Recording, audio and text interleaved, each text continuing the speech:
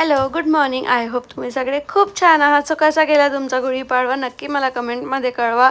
माझा तर खरंच खूप छान गेला.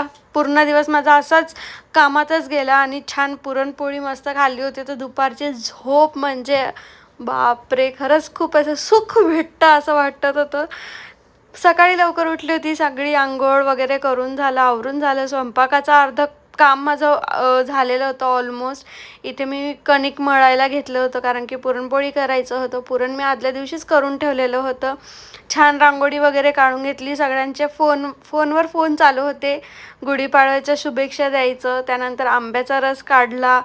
इतका छान लागत होता. आणि मला ना स्पेशली बदाम आंबे खूप आवडतात. तेच मी कृष्णाईच्या पप्पांना आणायला लावले होते आणि ते छान लागले. सीझनचा फर्स्ट मँगोचा रस आम्ही आज खाल्ला होता. असं मन असं तृप्त झाल्यासारखं वाटत होतं.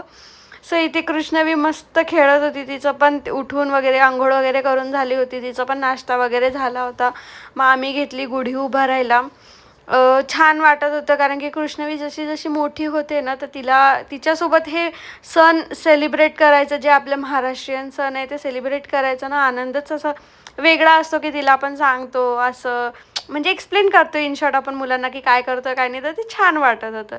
त्यानंतर मस्त इथे पुरणपोळी करत मी ना फर्स्ट टाईम नाही तर सेकंड टाईम पुरणपोळी करत ते आहे इथे. तर छान वाटलं मला, असं अचीवमेंट भेटल्यासारखं वाटत होतं काहीतरी, की अरे वा, आम्हाला पुरणपोळी करायला आली असं म्हणून. त्यानंतर पापड वगैरे कुरडया जे काही असतं ना आपलं, जे तळायचं कामं असतं ते तळून वगैरे घेतलं. छान जेवण करून जो आम्ही झोपलो, तर लिटरली संध्याकाळचे 5:30-6 वाजता उठलो. आणि मॅडमने इथे एवढा पसारा करून ठेवला होता की विचारू नका.